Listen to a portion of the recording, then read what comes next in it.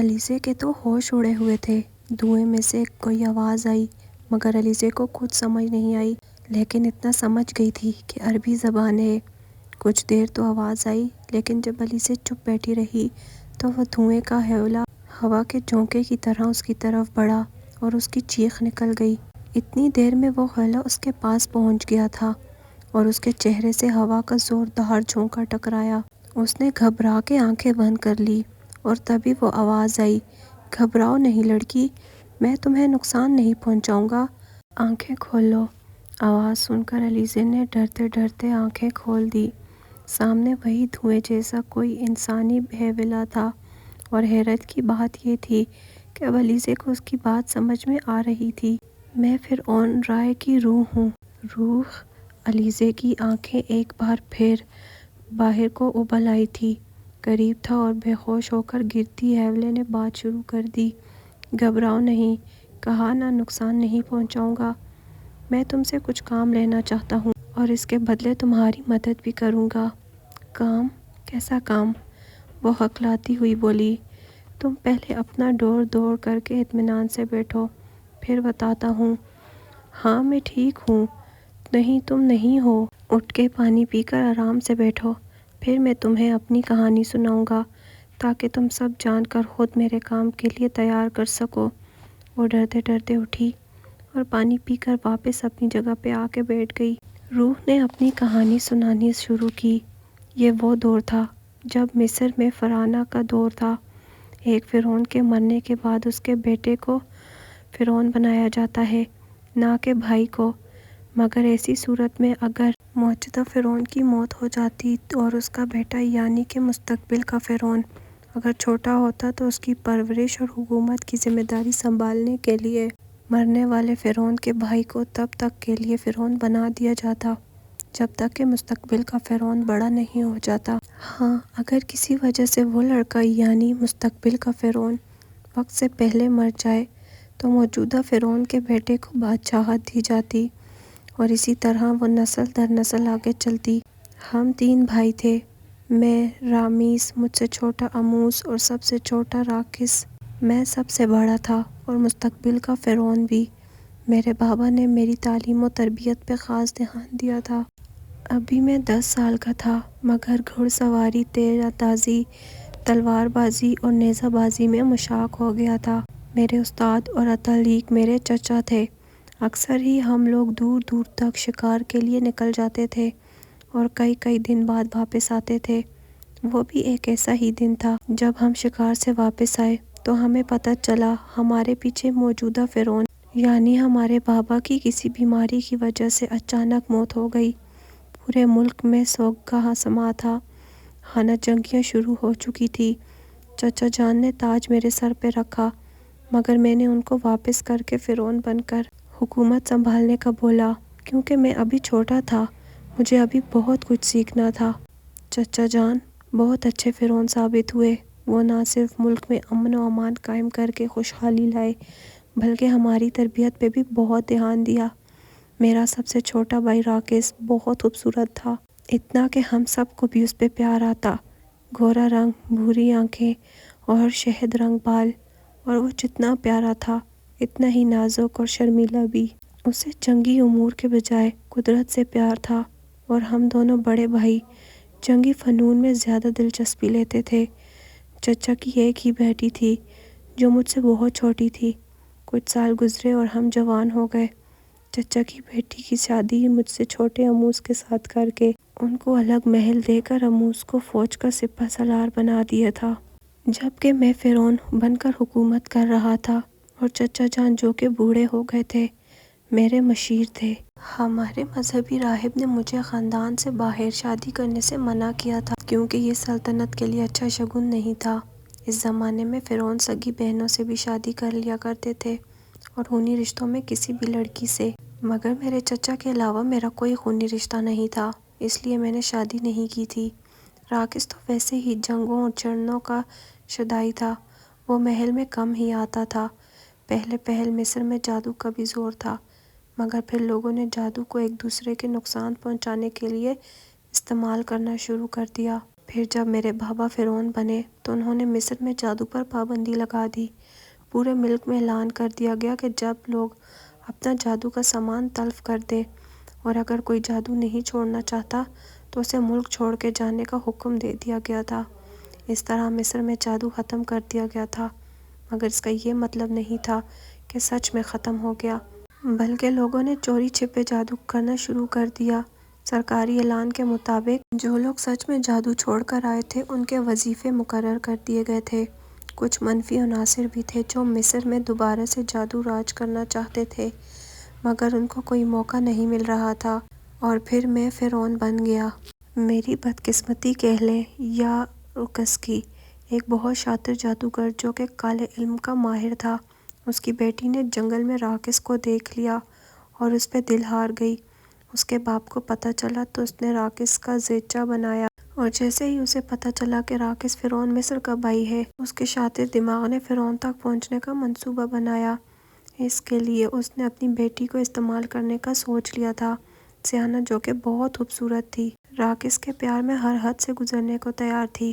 اپنے باپ کا منصوبہ سن کر ایک پل کے لیے تو سکتے میں چلی گئی، مگر پھر پیار ملنے کی لالچ میں ساتھ ساتھ ملکہ بننے کے لالچ پیار کو دوسرے نمبر پر لا کھڑا کیا تھا، اور دونوں باپ بیٹی آگے کا لائحہ عمل تیار کرنے لگے۔ ہر دور کے فرعون میں کوئی ایک طاقت ہوتی ہے جس کی وجہ سے وہ سب سے ممتاز ہوتا اور فرعون چنا جاتا تھا، جیسا کہ سورج، چاند، ستاروں، آگ اور مٹی۔ مجھے سورج سے طاقت ملتی تھی۔ اس کا طریقہ یہ تھا کہ پیدا ہونے والے فرعون کو معبد کے بڑے راہب کے پاس چھوڑا جاتا تھا۔ وہ جادو کے استعمال سے ساری طاقتوں کو نومولود پر آزماتا، اور جس چیز سے اس کو نقصان ہونے کے بجائے فائدہ ہوتا وہ طاقت اس کے اندر منتقل کر دی جاتی تھی۔ تو اس طرح میں سورج دیوتا کا پجاری تھا اور مجھے سورج کی روشنی سے طاقت ملتی تھی۔ سورج کی روشنی میں کوئی جادو مجھ پر نہیں چلتا تھا، نہ کوئی طاقت میں مجھ سے جیت سکتا تھا۔ اسی مناسبت سے میرا نام فرعون رائے مشہور ہو گیا تھا، مگر اب یہ فرعون عورت کے چلتر مار کھانے والا تھا۔ روح اپنی کہانی سنا رہی تھی اور لیزے اس کی کہانی کے ساتھ ساتھ ماضی میں کھوئی ہوئی تھی۔ ڈر ختم ہو چکا تھا، اس کی جگہ سسپینس نے لے لیا تھا۔ پھر کیا ہوا؟ روح کے ذرا توقف کرنے پہ الیزے فوراً بولی، اور اس کے جواب میں اسے ایسا لگا کہ وہ ہولا مسکرایا ہو۔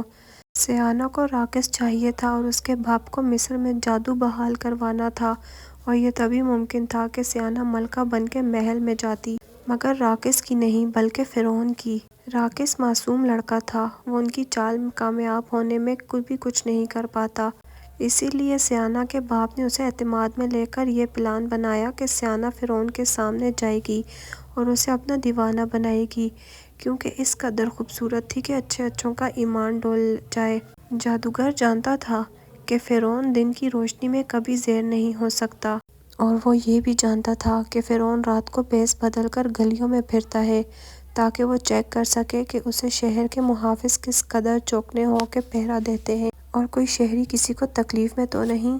تو منصوبہ بنایا گیا کہ سیانا فرعون کے راستے میں آئے گی اور اسے اپنے حسن سے دیوانہ بنائے گی۔ پھر جب فرعون سے شادی ہو جائے تو محل میں رہ کر راکس کو اپنی طرف متوجہ کرے گی، اور پھر اسے ساتھ میں لا کر فرعون کو مار کر اسے فرعون بنا کے اس کی ملکہ بن جائے گی۔ سیانا چونکہ خود بھی جادوگرنی تھی، اسے ماں باپ دونوں سے جادو کا وردان ہوا تھا۔ اس نے خود کو اپنے جادو سے اور بھی خوبصورت بنایا، اور ایک رات جب فرعون معمول کے گشت پہ تھا، ایک لڑکی اچانک آ کے اس سے ٹکرائی اور گر کر بے ہوش ہو گئی۔ رات کا وقت، پھر اندھیرا اور اکیلی لڑکی۔ فرعون نے اپنے ساتھی مشیروں کو اسے محل میں پہنچانے کا بولا اور خود وہاں چھپ کر اس لڑکی کے کسی دشمن کا انتظار کرنے لگا تاکہ اسے گرفتار کر سکے، مگر اس کے پیچھے کوئی ہوتا تو آتا۔ کچھ دیر انتظار کرنے کے بعد خود بھی محل کی طرف چل پڑا تاکہ اس لڑکی سے اس وقت گھر سے باہر نکلنے اور اس طرح بھاگنے کی وجہ پوچھے۔ سیانا زندگی میں پہلی بار محل کی طرف آئی تھی، اس سے پہلے تو بس سنا ہی ہوا تھا فرعون کے محل کے بارے میں۔ اب وہ اکن آنکھوں سے بڑی بڑی راہداریوں کو دیکھ رہی تھی، محل کی آمدائیں۔ حیرانگی سے مشیر خاص کے کندھے پر پڑی اس لڑکی کو دیکھ رہی تھی اور آپس میں چہ میں گوئیاں کر رہی تھی۔ محل کے مہمان خانے میں اس لڑکی کو لے جا کے لٹا دیا گیا۔ فرعون کی خادمہ کو اس کے پاس چھوڑا گیا تھا تاکہ اس کے ہوش میں آنے پر اس کا خیال رکھ سکے۔ فرعون جیسے ہی محل کے رہائشی حصے میں پہنچا، اسے خبر ملی کہ لڑکی کو ہوش آ گیا ہے، مگر وہ اپنے بارے میں کچھ بتا نہیں رہی۔ وہ جلدی سے مہمان خانے میں پہنچا اور شاہی طبیب کو بلانے کا بولا اور خود لڑکی کے پاس پہنچ گیا۔ اس وقت وہ لڑکی مشعل کی روشنی میں کسی اسپرا سے کم نہیں لگ رہی تھی۔ فرعون نے دیکھا اور پلک جھپکنا ہی بھول گیا۔ اتنی دیر میں خادمہ جوس لے کر آ گئی تھی۔ اس کے آنے پر فرعون کی محویت ٹوٹی اور وہ اس لڑکی سے اس کے بارے میں پوچھنے لگا۔ پہلے تو وہ چپ رہی، مگر پھر آہستہ آہستہ سسکیاں لینے لگی اور پھر فرعون کے تسلی دینے پر اپنے بارے میں بتایا کہ اس دنیا میں کوئی نہیں رہا بقول اس کے۔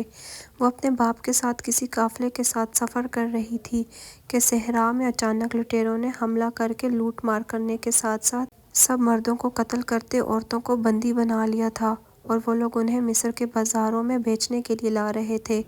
جب وہ وہاں سے فرار ہو گئی اور بھاگتے ہوئے فرعون مصر سے ٹکرا گئی، فرعون کا برا وقت شروع ہونے والا تھا۔ اس نے اسی وقت اسے ملکہ بنانے کا فیصلہ کر لیا۔ اگلے دن پورے ملک میں اعلان کر دیا گیا تھا۔ معبود کا بڑا پجاری ان دنوں وہاں نہیں تھا، ورنہ وہ سیانہ کی حقیقت جان جاتا اور کبھی یہ شادی نہ ہونے دیتا۔ فرعون نے اسی دن سیانہ سے شادی کر کے پورے ملک میں 15 روز جشن کا اعلان کر دیا تھا۔ 15 دن ہر خاص و عام کی دعوت تھی۔ سیانہ کا باپ بھی ایک طبیب کا حلیہ بنا کر وہاں آ گیا تھا۔ دلہن بنی ملکہ سیانہ جب عوام کے سامنے درشن دینے آئی تو اپنے باپ کو دیکھ کر پلان کے مطابق بے ہوش ہو کر گر گئی۔ شاہی طبیب نے ہر ممکن کوشش کی ملکہ کو ہوش میں لانے کی، مگر ناکام رہا۔ اسی اثنا میں منادی کرائی گئی کہ اگر مجمع میں کوئی طبیب ہے تو ملکہ کا علاج کرے، اس کے بدلے اسے انعام دیا جائے گا۔ سیانہ کا باپ اٹھ کے منادی کرنے والے کے پاس پہنچ گیا اور اس کے ساتھ چلنے کو بولا۔ اسے محل کے اندر بلایا گیا اور ملکہ کے کمرے میں پہنچا دیا گیا۔ اس نے جاتے ہی سب خادماؤں کو باہر بھیج دیا اور دروازہ بند کر دیا۔ سیانہ جلدی سے اٹھ کے باپ کے گلے لگ گئی اور باپ نے اسے کامیابی سے مبارکباد دی۔ سیانہ نے باپ سے کہا کہ وہ فرعون کو اس سے دور رکھنے کا کوئی بہانہ بتا دے۔ اس کے باپ اسے بے فکر رہنے کو بولا اور اسے ایک شیشی دی فرعون کو شراب میں ملانے کو۔ فرعون نے آ کے ملکہ کو صحیح سلامت دیکھا تو طبیب سے بہت خوش ہوا۔ اس نے اسے انعام دینا چاہا تو اس نے انکار کر دیا۔ ملکہ نے لاڈ سے فرعون سے فرمائش کی کہ اس طبیب نے اس کا بہت اچھے سے علاج کیا، تم اس کا ذاتی طبیب بنا دیا جائے۔ ملکہ کی فرمائش پر فوراً عمل کر کے فرعون کو اس کے طبیب کو محل کے خادموں والے حصے میں آرام کرنے بھیج دیا اور خود ملکہ کے پاس آ کے بیٹھ گیا۔ ان کی شادی کو پورا مہینہ گزر گیا تھا۔ جیسے جیسے دن گزرتے جا رہے تھے، فرعون باتیں بھولنے لگا تھا۔ وہ دربار میں بات کرتے کرتے بھول جاتا اور پھر اس کے وزیر اور مشیروں سے یاد کرواتے۔ روز رات وہ ملکہ کے پاس جا کے اس کے ہاتھ سے شراب پیتا اور پھر اس کے بعد کا اسے کچھ یاد نہ رہتا۔ صبح ملکہ اس پہ ایسے ظاہر کرتی جیسے جان نچھاور کرتی ہو۔ راکس بھی ایک چکر محل کا لگا چکا تھا اور سیانہ اس پر تتلی کی طرح منڈلاتی رہی۔ اسے اپنی یہ بھابھی پسند نہیں آئی تھی، شکل و صورت کے اعتبار سے نہیں بلکہ سیرت کے اعتبار سے۔ سیانہ نے اس پہ بھی حسن کا جادو چلانے کی کوشش کی تھی، مگر وہ ایک معصوم اور سادہ دل لڑکا تھا۔ اسے اپنی بھابھی کی اداؤں سے گھن آئی تھی اور وہ اس سے منفطر ہو کے جلدی ہی واپس چلا گیا تھا۔ سیانہ کے تو تن بدن میں آگ لگ گئی تھی اس کے ٹھکرانے سے۔ اس نے اپنے باپ سے بات کرنے کے لیے بیماری کا ناٹک کر کے اسے اپنے پاس بلوا لیا تھا اور اب اس سے لڑ رہی تھی کہ وہ اپنی محبت کیسے پائے گی۔ فرعون کے چکر میں اس کا پیار اس کے ہاتھ سے نکل گیا تھا۔ انہی دنوں معبود کا بڑا پجاری واپس آ گیا تھا اور اتفاق سے اسی رات جب فرعون نے پجاری سے ملنا تھا، اس کے تیار ہو کر باہر جانے سے پہلے سیانہ نے ایک بات ایسی کہی کہ وہ تھوڑی دیر تک اس کا منہ دیکھتا رہا۔ اس نے اس کے جادو کے بارے میں پوچھا تھا کہ وہ جادو کو کیسے سمجھتا ہے اور اس کے بتانے پہ وہ اس کے بابا نے ختم کروایا تھا۔ اس کا مطلب جادو برا تھا، مگر وہ معصومیت سے بولی کہ میں نے سنا ہے جادو سے بڑے بڑے کام لیے جا سکتے ہیں، آپ جادو بحال کروائیں، میں بھی سیکھنا چاہتی ہوں، ہم اسے حکومت چلانے کے لیے استعمال کریں گے۔ فرعون کے انکار پر بھی جب اس نے اصرار کیا تو فرعون نے اسے جھڑک دیا، جس پہ وہ بپھر گئی اور بولی، میری بات تو آپ کو ماننا ہی ہوگی بادشاہ سلامت، چاہے ہنس کے مانو یا رو کے۔ عجیب آنچ دیتا لہجہ اور چیلنج کرتی آنکھیں تھی۔ ایک پل کے لیے تو فرعون اندر سے کانپ گیا اور پھر چپ کر کے اٹھ کے پجاری کے پاس چلا گیا۔ پجاری نے اس کی شکل غور سے دیکھی، ماتھے کی لکیریں پڑھی اور پھر حساب کرنے لگا۔ پجاری کو کچھ پڑھتے ہوئے زور کا جھٹکا لگا۔ وہ پریشان نظروں سے فرعون کو دیکھنے لگا اور اس کے ایسے دیکھنے پر فرعون کو کچھ غلط ہونے کا احساس ہوا۔ کیا تم نے شادی کرنے سے پہلے جوتشی سے حساب لگوایا تھا؟ نہیں پجاری جی، میں نے تمہیں منع کیا تھا نا کہ خاندان سے باہر شادی نہ کرنا، مگر تم موہ کے جال میں پھنس کر صرف اپنے لیے نہیں بلکہ پوری سلطنت کے لیے خطرہ مول لے چکے ہو۔ اب جلد ہی یہاں جادوگروں کی حکومت ہوگی جو فرعونوں کے زوال کا سبب بنیں گے۔ کیا مطلب پجاری جی؟ میں سمجھا نہیں۔ سمجھدار ہوتے تو میرا انتظار کرتے یا جوتشی سے مشورہ کرتے۔ وہ لڑکی بہت بڑے کالے جادو کے ماہر کی بیٹی ہے اور خود بھی بہت بڑی جادوگرنی ہے۔ وہ تمہارے لیے نہیں بلکہ راکس کے لیے آئی ہے اور اس کا باپ تخت کے لیے۔ اس کا باپ کون ہے پجاری جی؟ مجھے بتائیں، میں اسے زندان میں ڈال دوں گا۔ اب کوئی فائدہ نہیں، وہ لوگ اپنا کام شروع کر چکے ہیں۔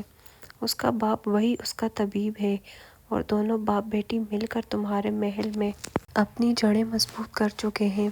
اپنے جادو کے زور سے ان لوگوں کے لیے تمام محاذ خادموں کو اپنے تابع کر لیا ہوا ہے، اور جو تم باتیں بھول جاتے ہو وہ بھی ایک خاص جڑی بوٹی کو شراب میں ملا کے پلانے کی وجہ سے ہے۔ اس بوٹی سے تم اندر ہی اندر ختم ہو رہے ہو۔ اس نے تمہارے دماغ پر بھی بہت برا اثر ڈالا ہے۔ اب کیا ہوگا پجاری جی؟ وہ سر پکڑ کر بیٹھ گیا۔ اب تو اس کا یہی حل ہے کہ راکس کی حفاظت کی جائے۔ وہ یہاں صرف راکس کے لیے آئی ہے۔ تمہیں مارنے کے بعد وہ لوگ راکس کو اپنا غلام بنا کر کٹ پتلی کی طرح نچائیں گے۔ وہ شاطر جادوگر پہلے ہی اپنے جیسے شیطان جادوگروں کی فوج بنا چکا ہے۔ افسوس تم نے سب کچھ اپنے ہاتھوں سے تباہ کر دیا۔ مجھے بتائیں پجاری جی، میں کیا کروں؟ اپنے بھائی کو ان جادوگروں سے بچا لیں اور اس سلطنت کو بھی۔ اس کے لیے تمہیں خود کی جان کی قربانی کرنی ہوگی۔ میں تیار ہوں، وہ بنا سوچے بولا۔ اب تم محل واپس نہیں جاؤ گے کیونکہ وہ لوگ جان گئے ہیں کہ تمہیں ان کے بارے میں پتہ چل گیا ہے۔ محل میں سب ان کے غلام ہیں۔ تم ابھی اپنے سب وزیر مشیروں کو یہاں بلاؤ اور اپنے دونوں بھائیوں کو بھی۔ کچھ دیر میں سب پہنچ گئے تھے اور فرعون نے سب کے سامنے اپنی غلطی کا اعتراف کرتے ہوئے انہیں ساری صورتحال بتائی تھی۔ راکس: جی پجاری جی، تمہیں اب محل میں جانا ہوگا اور یہی ظاہر کرنا ہوگا کہ تم ان کے یا اپنے بھائی کے بارے میں کچھ نہیں جانتے اور شیطان کی بچی تمہیں چاہتی ہے، اس لیے تمہیں نقصان نہیں پہنچائے گی، مگر کچھ بھی ہو جائے محل کے اندر کچھ مت کھانا۔ فرعون کو پجاری نے کوئی عمل بتایا تھا جسے اس نے 3 دن کرنا تھا، جس سے اس کی روح اس کی انگوٹھی میں قید ہو جاتی، کیونکہ اگر وہ ایسا نہ کرتا تو سیانہ کا باپ اس کی روح کو قید کرنے والا تھا۔ پجاری کے بتاتے ہوئے عمل سے فرعون کی روح اس نے اتنی طاقتور ہونا تھا کہ اپنے بھائی کی مدد کر سکے۔ اس نے اس وقت معبود کی خفیہ تہھانے میں جا کے عمل شروع کر دیا تھا، اور اس تہھانے کا راز صرف پجاری کو پتہ تھا اور اس کے علاوہ راکس کو بتایا گیا تھا، تاکہ اگر پجاری کو کچھ ہو جاتا ہے تو راکس جا کے فرعون کی لاش نکال کر حنوط کروا سکے۔ پجاری نے اپنی ساری رات طاقت استعمال کر کے راکس پہ ایسا عمل کر دیا تھا کہ وہ شیطان اس کے دل کی بات جاننے میں کامیاب نہ ہو سکے۔ راکس محل میں پہنچا تو وہاں ہلچل مچی ہوئی تھی۔ وہ جانتا تھا کہ فرعون کو تلاش کیا جا رہا ہے، مگر انجان بن کر خاموشی سے اپنے کمرے میں پہنچ گیا۔ اسے پتہ تھا ابھی سیانہ کو خبر ہو جائے گی اور وہ ضرور آئے گی۔ خود کو سفر سے تھکا ہوا ظاہر کرنے کے لیے ایسے ہی بستر پر آنکھیں بند کر کے لیٹ گیا۔ کچھ ہی دیر گزرتی تھی کہ سیانہ اس کے کمرے میں آئی۔ اس نے محسوس کر لیا تھا مگر بولا کچھ نہیں۔ پہلے تو سوچا کہ بغیر اجازت اندر آنے پہ اس کو بیعزت کر کے نکال دے، مگر پھر اس جادوگرنی کی چالوں کو سوچ کر چپ رہا۔ سیانہ کچھ دیر تک اسے دیکھتی رہی اور پھر جیسے آئی تھی ویسے ہی خاموشی سے واپس چلی گئی۔ اسے راکس کو اپنے باپ سے بچانے کے لیے کچھ انتظام کرنا تھا۔ اگلی صبح اٹھا تو محل میں ہلچل مچی ہوئی تھی۔ وہ خاموشی سے اٹھ کر حمام میں چلا گیا۔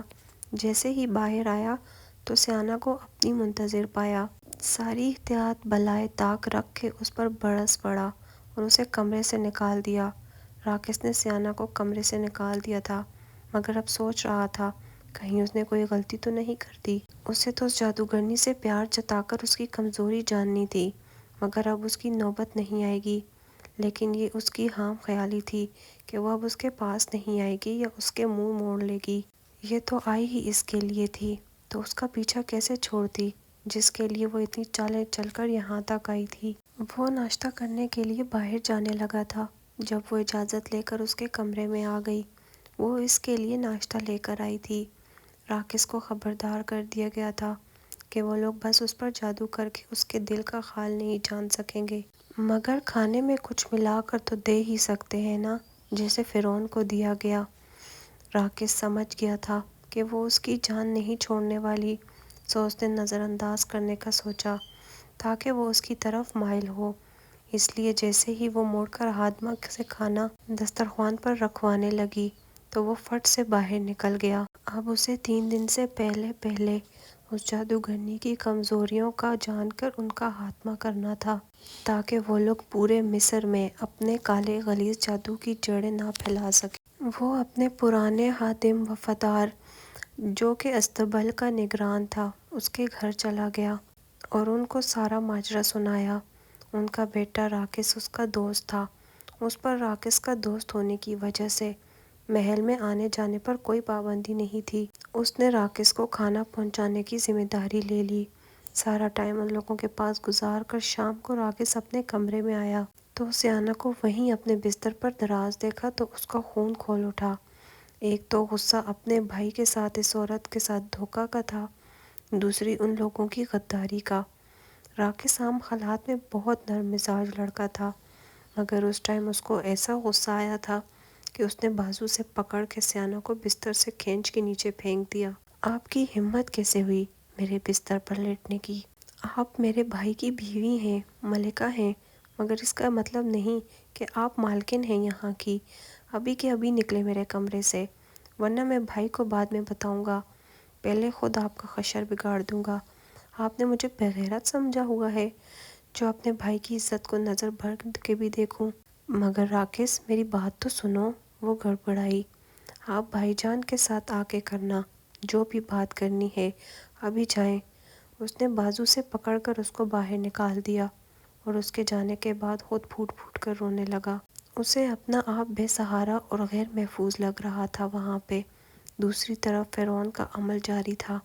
دن کے وقت وہ تہخانے کے ایک کونے میں بنے سوراخ سے آتی ہوئی دھوپ کے سامنے بیٹھا رہتا۔ اس کی طاقتیں بڑی حد تک بحال ہو گئی تھی، مگر جو اندر ٹوٹ پھوٹ ہوئی تھی، اور اس نے سیانا کے دھوکے نے اس کا حوصلہ چھین لیا تھا۔ آج عمل کا تیسرا اور آخری دن تھا۔ سیانا کا شیطان باپ راکش سے ملنا چاہتا تھا، مگر سیانا نے اسے سختی سے منع کر دیا تھا کہ وہ راکش سے دور رہے۔ رات ہوتے ہی راکش کا دوست اس کے کمرے میں آ گیا تھا۔ اس نے محل کے باغ میں ایک خفیہ راستہ بنا لیا تھا راکش اور فرعون کے کمرے تک رسائی حاصل کرنے کے لیے۔ راکش نے بستر پر تکیے جوڑ کر اوپر چادر ڈال دی تھی تاکہ کوئی بھی تو اسے محسوس نہ ہو کہ وہ بستر پر موجود نہیں۔ دونوں پہلے اس کے دوست کے گھر گئے، وہاں سے کھانا کھا کے دونوں مل کے معبد گئے۔ وہاں بڑے پجاری سے مل کر راکش اکیلا تہخانے میں چلا گیا تھا۔ وہاں فرعون اپنی آخری سانسیں لے رہا تھا۔ وہ بھاگ کر اس کے پاس پہنچا اور اس کا سر اپنی گود میں رکھ کر رونے لگا۔